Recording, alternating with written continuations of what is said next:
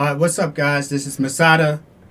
All right, so for ages, I've been wanting to make my own VST. Y'all know I make cycle kits for MPC, the repository, and a lot of other things.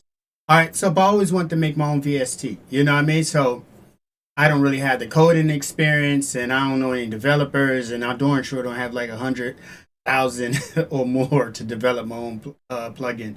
But it's this program out right now called Rompler. They've been giving steady updates, and it's starting to come along. It's starting to come along. They update it pretty darn frequently.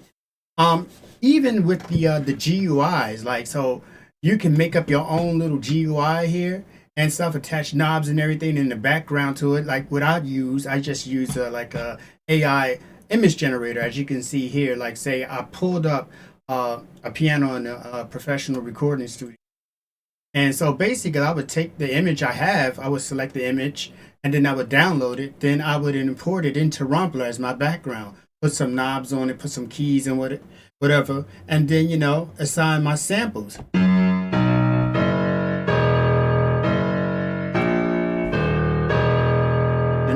So I mean, it's pretty. Now, this is something I'm going to be exploring more and more. So hopefully, I'm going to start like putting out with my cycle kits. I'm actually going to start putting out VSTs with them. You know what I mean? So I'm looking forward to this, and I want to thank the guys over at Studio Link VST or whatever else like that. Evan and them, salute to you for making dreams of sound designers like me come true.